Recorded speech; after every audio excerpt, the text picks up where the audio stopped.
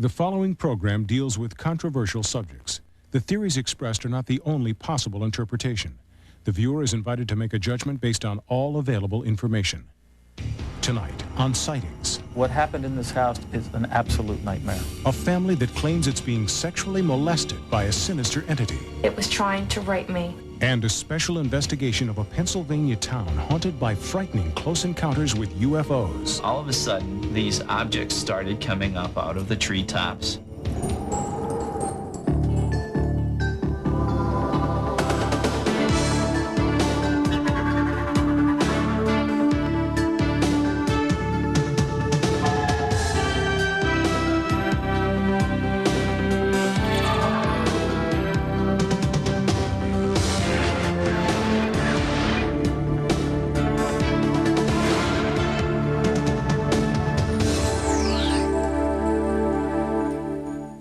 Welcome to Sightings. I'm Tim White.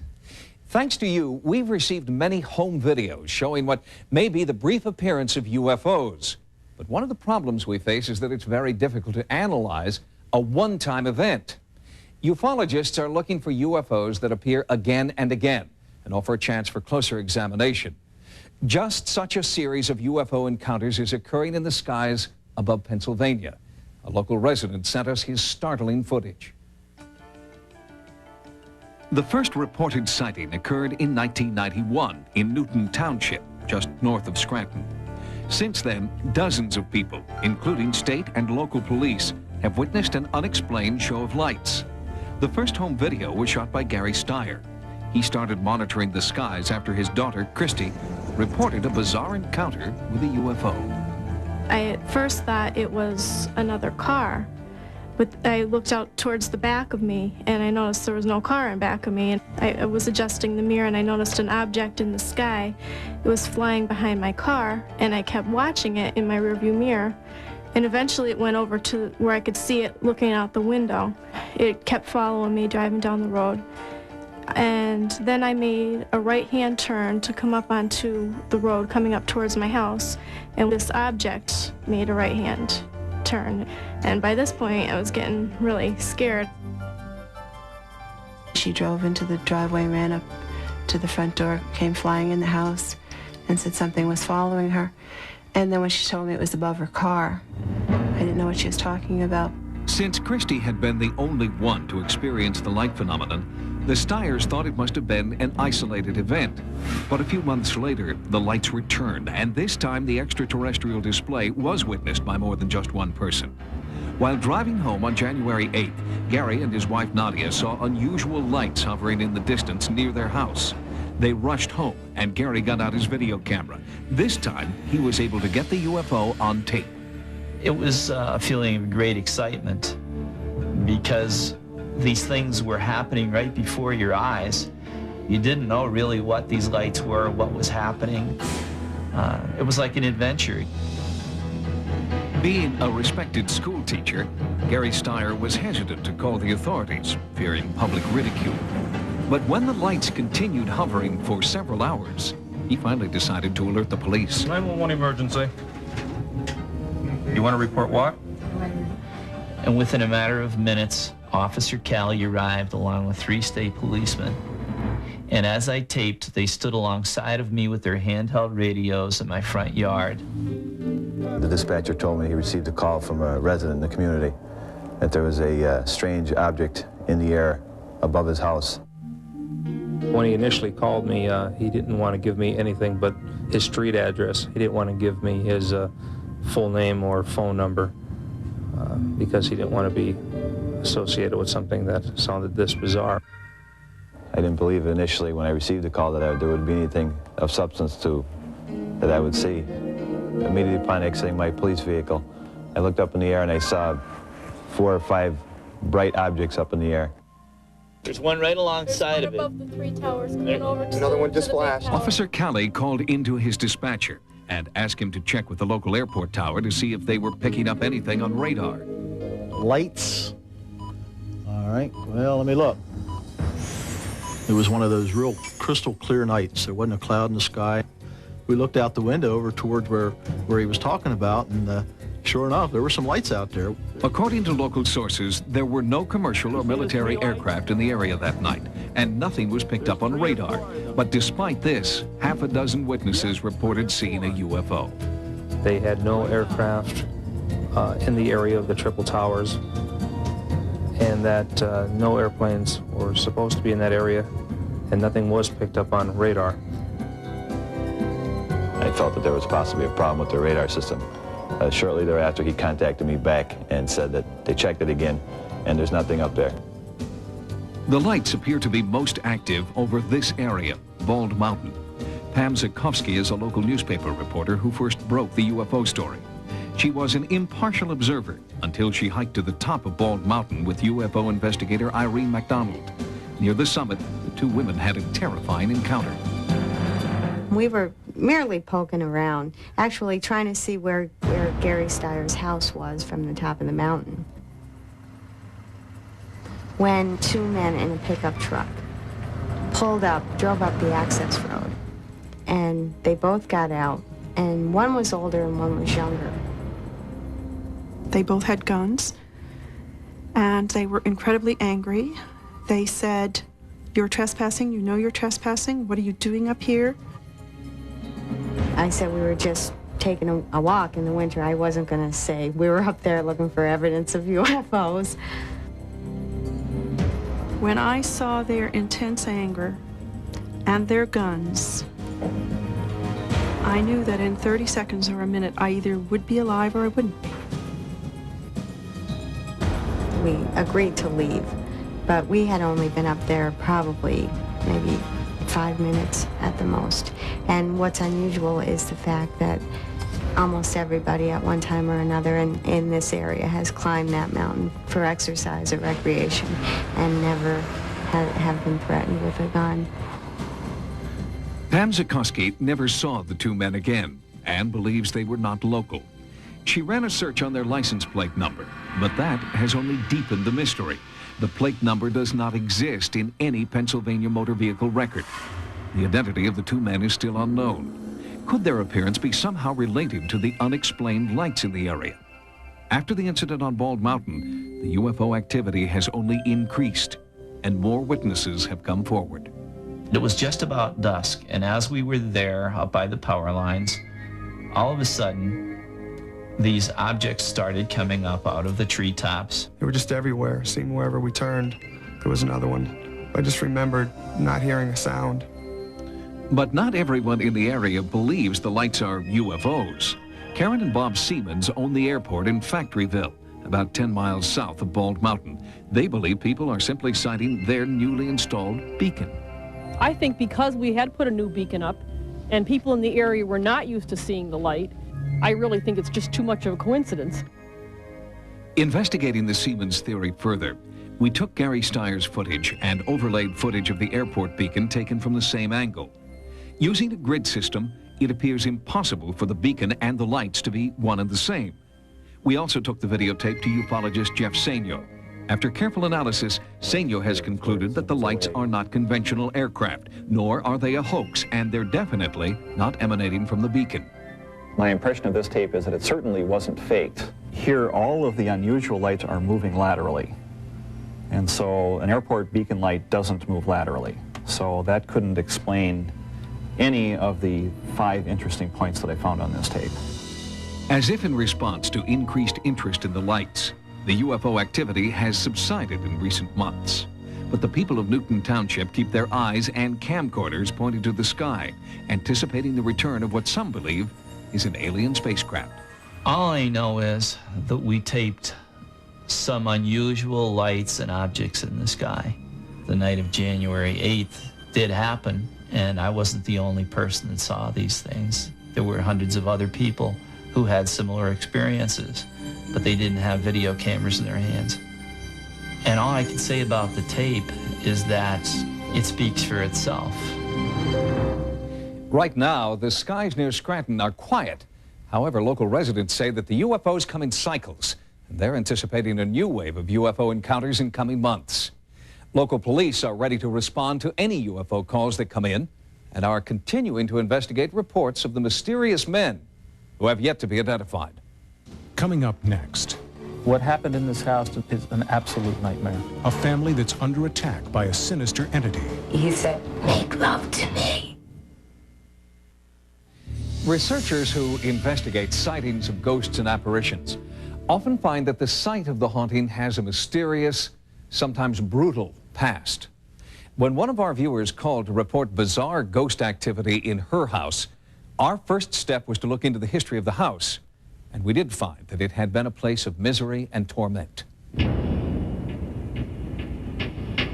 The evil began in 1984 in a small town in central Maryland. It's the kind of town that seems to promise the American dream. But two brothers were living a nightmare in one house in this quiet town. For a long time, it was their secret. But the day the boys, age 4 and 6, told their mother, she told the police. What happened in this house to those two children is an absolute nightmare. The children were raped and molested repeatedly. They weren't safe because of the danger that lived within, and that danger lied in their own father. He was convicted of sexual child abuse, but the boys insisted they were not the only victims. They described the brutal rape and murder of an infant. I don't think it's far-fetched to believe that a baby could be stabbed repeatedly, dismembered, and then decapitated, and then literally tossed into a creek.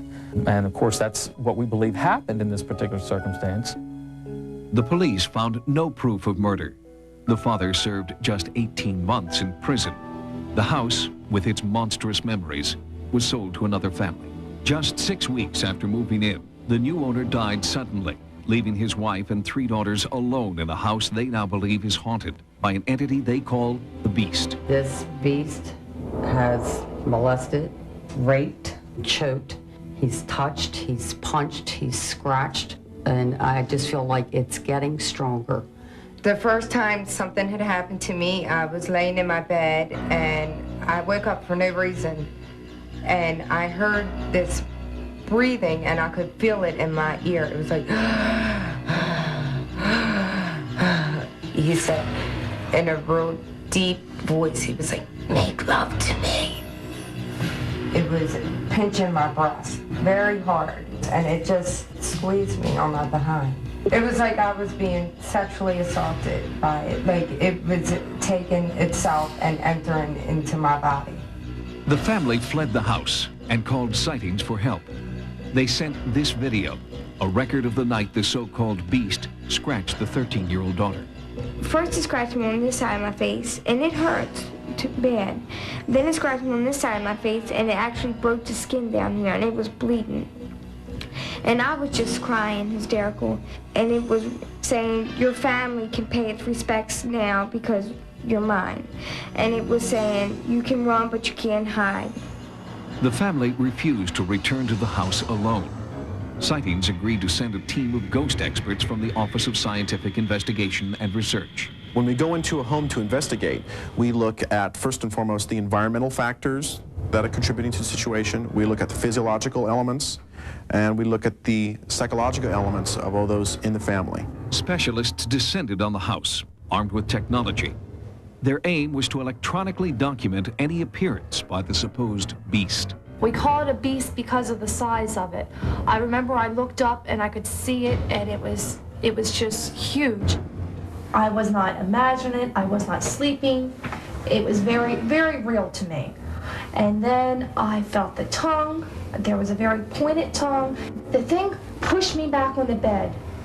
And when it did, I felt this extreme weight on me. It started screaming at me, very raspy, very deep voice, and it was like, "Whoa, whoa, whoa!" And it just kept doing it and doing it. And of course, at this point, I'm screaming.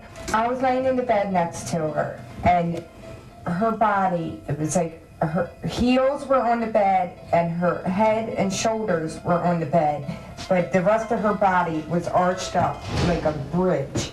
I knew without a doubt that it was trying to have sex with me, and it was trying to rape me, and I was just powerless. There was just nothing I could do. It is terrifying. It's not something to sit around the kitchen table and say, "Oh, haha, the ghost was calling my name last night," or "The ghost wanted to have sex with me last night. Isn't that funny?" It's not funny at all. Because of the women's terror, we had a security firm install 24-hour surveillance cameras throughout the house. Investigative devices were also put in place for the night-long vigil. The team prepared to monitor the environment, radioactivity, changes in light and electromagnetism, and the temperature, sound frequencies, and gravitational forces within the house. The neighborhood was also scoured for evidence of unusual levels of pollution or energy from power lines, something to scientifically explain the phenomenon that plagues this family. I seen a tall man, very skinny, long arms. It was just like a flash of lightning, and it was so fast, and it was at the end of the bed, and that just startled me. Just like did a belly flop right on me. And I was like stuck in this position, and I couldn't move, and I was like, Mom, Mom, but I could not get my voice out. I was like, Mom, Mom. It was like pins and needles, but it was coming from the inside out instead of outside in. It came off me, and I just felt like my whole body just lifted right off the bed, and I fell down. It was very frightening. The first night back in the house, the family crowded into one bedroom and refused to turn out the light. Okay, let's lay down. Good night. Good night. Everyone say their prayers. They tossed and turned, 5 in one bed, 4 other bedrooms empty. Your feet are freezing. Would you shut up? This is the most aggravating time. Shh. Let's rest. After midnight, one daughter came into the living room for a cigarette. It's about 2 o'clock in the morning. And this usually seems to be the time when it'll start building up. And you'll start hearing sounds in the house if anything's going to happen. And by 3 is usually when it gets to the peak. If everybody's sleeping and the house is quiet, that's when it seems like it's the strongest. I feel like it's here, and I wish if it was, it would just show itself or do something. The night passed without incident. Day 2 brought more tests. Psychiatrist Elizabeth Targ worked with the family. It feels like your heart is beating like very hard against your chest. I feel like I can't breathe. I felt like I was dying. Technician John Pori conducted physiological tests. The family agreed to sleep that night with the lights out, heads wired to measure sleep patterns and dreams. Our camera was equipped with a night lens to photograph the house in darkness. Christopher Chacon monitored the sensing equipment. This was one night the women wanted something to happen, but again, the house was silent. Everything that we saw in the house on Utica Road and everything that's been told to us by the family members could be rationally explained in one way or another according to the laws of nature and physics. I still feel as strongly as we did in the first interview that those things happen in reality. They actually did happen, and they happened the way that I explained them. It's the eternal question for paranormal investigators. If nothing happens, is it all a hoax? Or is the terror the family calls the beast lurking in the background, waiting for the investigators to leave before it will return? I still feel there's a lot of evil in this house. I think that it's the devil personally, and I don't think it's finished. The inability to catch a ghost on tape has proven to be the ultimate frustration for investigators like Christopher Chacon. They continue to work on new, less obtrusive methods of studying ghosts and haunting phenomenon. Until then, the only proof we have that ghosts and poltergeists exist rests with eyewitness testimony. Coming up next, meet the real-life victim of the alien abduction behind the upcoming movie Fire in the Sky. They had these big bulging heads and these huge eyes. In 1975, Travis Walton, a logger from Snowflake, Arizona, disappeared without a trace. 5 friends who were with Walton when he vanished swore that he'd been abducted by an alien spacecraft. Each witness passed a lie detector test telling the same story. The reported abduction is one of the most well-documented claims of an alien encounter on record. Travis Walton's alleged abduction from an Arizona logging camp is now a motion picture titled Fire in the Sky. The dramatic details of Walton's story are unnatural for adaptation to the big screen. But ufologists believe that Walton's experience is more than just a story. They believe it is a true account of alien abduction. We have a saying here, once a contactee or once a witness, it's always so, because it's an event that you will never forget. Are aliens with sinister motives abducting humans for bizarre experimentation? Travis Walton believes that's what happened to him. Sightings took an emotionally scarred Walton and eyewitness Mike Rogers back to the site of the alleged abduction 17 years before. As we're coming up this road here, we could kind of see a light filtering through the trees. My first reflex was that this thing was just going to take right off, you know, that we were just going to get a glimpse of this thing. So just as soon as it stopped, I threw open the door and I started running towards it. And then I realized, you know, this ain't going anywhere. I started to think twice about what I was doing, and as I got closer, I kind of got slower and slower. I turned back around like this, and I could see Walton. He's flying backwards through the air. And when he hit the ground, when I saw that happen, everything was just too much, and I hit the gas, and we were gone. When I regained consciousness, I was in a lot of pain. I saw these creatures. They were small, humanoid looking, you know, like they had 2 arms and 2 legs and 2 eyes, but they had these big bulging heads and these huge eyes. Those eyes were the hardest thing for me. You know, I couldn't look at them. It seemed like they were looking right through me. Screenwriter Tracy Torme has spent 8 years bringing this abduction story to the screen. He is convinced that Travis Walton and his fellow loggers are telling the truth. I suddenly came to realize that this incident was a curse to them. It was something that had happened to them rather than some kind of happy, you know, close encounter type of experience. Since Travis Walton's experience, hundreds of others have come forward to tell similar stories. They share with Walton the nagging fear that someday the aliens will come back for them. The question has come on, do we think Travis will have a second encounter? We have no way of predicting that. We don't consider this case closed. It's still open. The investigations you've seen tonight were all the result of phone calls received from viewers like you. If you've recorded or experienced what you believe to be paranormal phenomena, our Sightings investigative team wants to know. If you've had a paranormal experience, call our Sightings hotline at 1-900-740-SIGHT. Each call 75 cents a minute. Average call lasts 2 minutes, and you must be 18 years or older. Join us next time for new investigations into the unexplained. For Sightings, I'm Tim White. Stay tuned for another episode of Sightings. Tomorrow, after a full hour of Cops, meet the most dangerous mobster in America on an all-new America's Most Wanted special. And Sunday, the incomparable Dame Edna dishes the dirt with guest stars Roseanne and Tom Arnold and Luke Perry on Edna Time, Sunday at 10, 9 Central.